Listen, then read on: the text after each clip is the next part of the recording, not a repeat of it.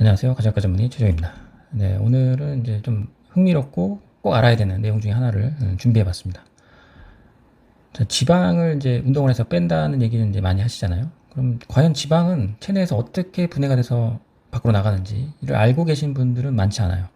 그래서 오늘은 그 부분을 조금 알려드리고, 그래서 이 과정을 이해하시면 뭐 다이어트하는 여러 가지 방법들에 대해서 도움이 되실까 합니다. 말씀드렸지만 항상 다이어트는 많이 아는 거, 올바르게 아는 것이 중요하다. 올바르고 많이 알면 다이어트 하는 방법이 잘못되지 않고 효과적으로 효율적으로 할 수 있다, 이렇게 보시면 되겠습니다. 자, 더운 여름이 좀 가고 있는데 그래도 아직 조금 낮에는 덥죠. 그래서 이 지방이 어떻게 분해되는지, 그리고 몸 안에 어떻게 축적이 되고 비만해지는지, 또 어떻게 분해가 되는지, 이런 것들을 조금 아셨으면 좋겠습니다. 그래야지 좋은 식단을 먹고 운동 실천하는 것이 효과적이 될 수 있겠죠. 그래서 오늘은 그 비만, 특히 지방 덩어리가 어떻게 우리 몸에서 나가는지 말씀드리도록 하겠습니다.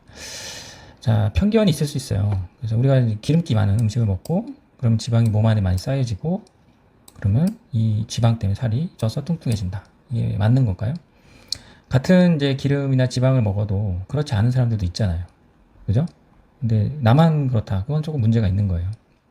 그리고 또 지방을 안 먹으면 쌓인 지방이 분해가 되고 분해된 지방이 몸 밖으로 배출이 되고 날씬해질까? 이게 맞을까요? 그러면 이제 뚱뚱한 사람은 기름기 없는 음식만 이제 채소 위주의 식단이죠. 그렇게 하게 되면 거의 100% 지방이 날아가서 날씬해져야 됩니다. 근데 그런 경험을 하시는 사람이 거의 없어요. 그래서 이 부분이 뭐가 틀렸는지에 대해서 오늘 아시면 굉장히 중요한 내용을 아시게 되는 거다. 특히 이제 지방 분해 과정을 알아야지만이 효과적인 다이어트가 가능하다, 이렇게 보시면 되겠습니다. 자, 결론적으로 말씀드리면 지방이 분해되는 과정은 너무너무 복잡합니다. 네, 이거는 이제 실제로 이제 의과 대학에서도 배웠을 때 이 부분을 많이 배우고 이제 생화학 시간에 많이 배우는데 시험에도 많이 나오죠. 대부분 많이 틀려요. 뭐 어렵기 때문에. 그 라이폴라이시스 패스웨이라는 과정을 통해서 지방이 분해가 되는 지지대사 과정이 있는데, 이거를 이제 다 외워서 이제 그 과정에 참여하는 뭐 요소들, 효소들을 다 외워야 되거든요. 이 단어들이 정말 뭐 영어도 아니고 되게 어렵습니다. 그리고 이게 밝혀진 것도 얼마 되지 않았는 거예요. 그래서 굉장히 어렵습니다. 이 그림 하나만 봐도 뭐 엄청 복잡하죠. 네. 뭐 단순하게 이제 지방이 우리 기름 안 먹어 이제 살 빠질 거야, 이거 아니에요. 이 과정을 다 거쳐야지 라이폴라이시스라는 패스웨이를 거쳐가지고 지방이 녹는 거예요. 쉽지 않겠죠. 그림 하나 딱 봐도 쉽지 않다는 걸 알 수 있겠습니다. 아주 간단히 이제 설명을 드리면, 굶거나 혹시 이제 운동을 많이 하게 되면 에너지가 이제 필요한 상태가 되겠죠. 그때 이제 지방 분해가 일어나는데, 지방 분해가 일어나서 에너지를 만들려고 하는 거예요. 그때 이제 여러 가지 신호 전달 물질들이 발생하게 되고, 이 신호 전달 물질들이 우리 몸에 축적된 특히 중성 지방을 글리세롤이랑 유리지방산, 프리 패티 엑시드라고 해서 이 두 가지로 분해를 해버립니다. 그래서 분해된 이제 유리지방산은 TC 사이클이라는 크랩 사이클을 통하게 돼요. 아까 되게 복잡한 그 그림을 통해서 에너지로 전환되는 그런 과정을 거치게 됩니다. 그 이후에 그 부산물이 물과 이산화탄소로 발생이 되고 나머지는 ATP라는 에너지로 발생이 되죠. 그래서 최종 산물인 물과 이산화탄소로 우리 몸 밖으로 나가게 되는 거예요. 기름이 녹아서 뭐 변으로 나가는 게 아닙니다. 이렇게 굉장히 복잡한 화학 과정을 통해서 글리세롤과 유리지방산을 나눠지고 유리지방산은 또 미토콘드리아 내에서 또 산화가 돼가지고 에너지로 나머지 전환이 되고 최종 산물, 부산물인 물과 이산화탄소로 이제 변화가 돼서 밖으로 배출되게 되는 정말 복잡한 과정을 아주 짧게 말씀드린 거예요. 그래서 기름을 안 먹으면 기름이 빠지는 게 아니에요. 기름을 단순히 안 먹어서 되는 게 아닙니다. 아까 말씀드렸죠? 어느 정도의 굶거나 운동을 해야 에너지가 필요한 조건이 돼야지만이 비로소 지방이 녹는 조건이다. 단순히 근데 또 에너지가 필요한 상태가 되면 안 돼요. 탄수화물이 또 만약에 여기에 관여를 하게 되면 먼저 탄수화물을 분해하거든요. 탄수화물이 지방보다는 조금 더 에너지를 많이 일으키는데 도움이 될 수 있기 때문에 탄수화물 분해가 먼저 일어나게 됩니다. 지방보다는. 그래서 쌓여있는 몸 안에 체내에 이제 쌓여있는 지방이 이제 녹으려면 탄수화물이 없는 상태에서 에너지원이 필요한 그런 조건일 때 비로소 체내의 지방이 유리지방산으로 바뀌고 마지막에 TCA 사이클 돌려서 물과 이산화탄소를 밖으로 나간다. 이렇게 보시면 되겠습니다. 그래서 이 굵직굵직한 과정들을 잘 알고 계시는 게 중요합니다. 그래서 에너지가 필요한 조건이 돼야 되고, 두 번째는 탄수화물이 에너지로 사용되지 않아야 되는 조건이 돼야 되고, 그리고 나머지 세 번째는 이 조건이 유지가 돼야지만이 어느 정도 시간이 있어야지만이 TCA 사이클을 통해서 ATP가 만들어지고 지방이 분해돼서 물과 이산화탄소 밖으로 나갈 수 있는 이 세 가지 과정을 잘 알고 계셔야지 효과적인 다이어트를 할 수 있다. 이렇게 보시면 되겠습니다. 이해되셨나요? 네, 좀 어렵긴 한데 여러 번 돌려보시다 보면 이해하실 수 있어요. 네.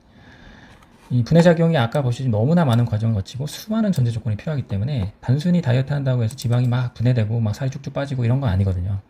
대부분 체중 감량은 물과 근육이 빠져서 체중 감량이 눈에 보이는 거지 지방은 밀도가 낮기 때문에 체중 감량 효과가 많지는 않아요. 그래서 실제로 이제 부피가 감소하고 눈바디라고 하는 그런 어떤 실제 부피 감소까지 일어나려면 이런 TCA 사이클이 자꾸 돌아가줘야 됩니다. 네, 실제 근데 그렇게 하는 과정이 되게 어렵긴 하죠. 네, 그렇습니다. 그래서 이거를 계속 강조해서 말씀드리는 거는 결론은 이런 몸 안에 지방을 빼는 건 단순한 게 아닙니다. 어려운 일이에요.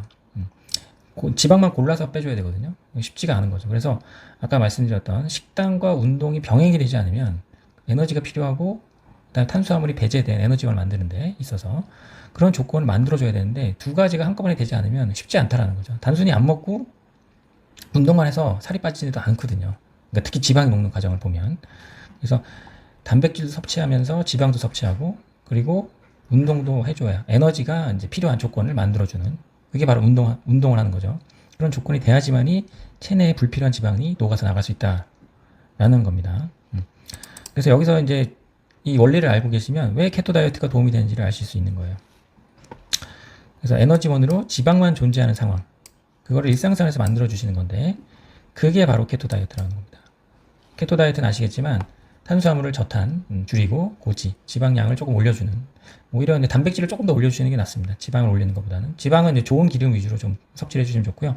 좋은 기름은 주로 이제 올리브유나 우리가 이제 순위 뭐 들기름 이런 것들을 이제 섭취하시는 거고요.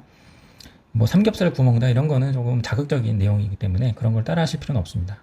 방탄 커피도 마찬가지고요. 버터를 막 녹여 먹을 필요는 없는 거죠. 그래서 단백질 위주의 식사를 하고 탄수화물 좀 줄여주고 그때 운동을 좀 열심히 해주면 그게 바로 케토 다이어트가 되고 이 케토 다이어트가 에너지원으로 지방만이 존재하는 그런 상황을 만들어주는 거라고 보시면 됩니다.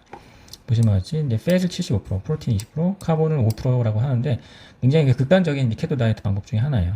이렇게까지는 하실 필요 없고 탄수화물 한 10% 정도 하고 프로틴과 이제 지방을 합쳐서 한 90% 정도 하는데 기름을 너무 많이 먹으면 느끼하니까 단백질을 한 절반, 50% 정도 올려주시는 것도 방법이다.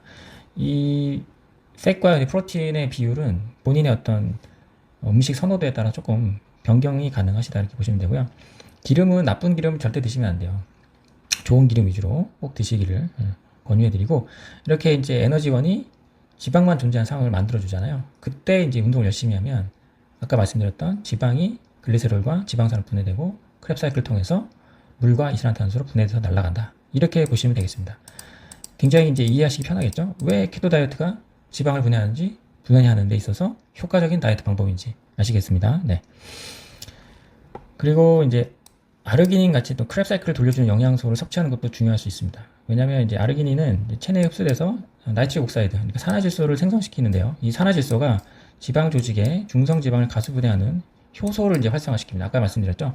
지방을 분해하는 과정에 있어서 다양한 그런 그 분해 효소들이 작용한다. 근데 그 중성 지방을 특히 가수 분해하는 효소를 활성화시키는 역할을 바로 아르기닌이 한다. 그렇게 보시면 되고요. 또 이제 그 지방산을 분해하는 공장이죠. 에너지 공장을 담당한 미토콘드리아의 유전자를 조절해서 간에서 지방 생성 및 당 신생을 억제하는 역할도 하게 됩니다. 그래서 아르기닌을 이제 복용하거나 뭐 들어보셨을 거예요. 수액 주사 같은 걸 맞게 되면 지방 분해 효과가 있다. 이런 원리로 이제 지방 분해가 되는 겁니다. 그 지방 분해 과정에 있어서 효소를 관여하는 거죠. 이런 아르기닌이 이해되시겠죠? 단순히 먹고 주사 맞는 것보다는 이렇게 원리를 알고 접근하시면은 훨씬 더 도움이 많이 되십니다. 아, 내가 지금 지방 분해가 되고 있구나. 어떤 원리로? 그렇죠. 네. 그래서 이런 이제 관련 논문들도 생각보다 많거든요. 아르기닌이 이제 실제로 이제 카보하이드레이트 흡수를 없게 하고 리피드 메타볼리즘 도와준다. 이런 리뷰 논문들도 꽤 있습니다. 그래서 한번 근거는 있는 내용이니까 한번 읽어보시면 좋겠습니다. 결국 이제 중요한 거는 필요한 지방 분해가 일어나는 게 다이어트 핵심입니다. 그래서 아까 좀 어렵지만 지방 분해가 어떻게 되는지를 명확하게 이제 몸으로 알고 계시고 머리로 이해하시면서 그 상황을 만들어 주시는 거예요. 만들어 줄 때마다 몸이 좀 힘들어요. 왜 우리 몸은 체내에 있는 걸 분해하는 거에 대해서 거부 반응을 많이 일으키거든요. 그래서 힘들게 만드는 겁니다. 그래서 운동도 힘들고 좋아하는 음식도 좀 안 먹게 되는 것도 힘든 상황이 되는 거잖아요. 그래서 그런 것들을 하면서 힘들지만 지방 분해되는 조건을 만들어주고 있구나 이렇게 생각하면서 하시면은 다이어트가 조금 더 오래 지속할 수 있지 않을까 이런 생각이 듭니다. 사람마다 이제 살 빼는 방법은 정말 다 다를 수밖에 없어요. 어떻게 다 똑같이 로봇처럼 하겠습니까? 네. 그래서 이런 원리를 이해하시고 나한테는 어떤 조건이 맞는지, 어떤 식단이 맞는지, 어떤 운동 방법이 더 효과적인지, 오래 할 수 있는지 이런 것들을 연구하시는 게 더 도움이 되신다. 방송이나 광고 보고 끌려다니는 거는 절대 추천하지 않는다. 이렇게 말씀드리고요. 하여튼 다이어트는 힘든 과정이지만 결국 루틴을 얼마나 좋게 만들어주느냐가 핵심이라고 보시면 되고요. 그 루틴을 찾아가시는 과정을 빨리 찾도록 하시는 게 좋겠습니다. 오늘은 이제 지방분해 과정을 통해서 어떻게 다이어트 하는 것이 좋겠다를 한번 말씀드렸습니다. 네, 오늘 여기까지 하겠습니다. 감사합니다.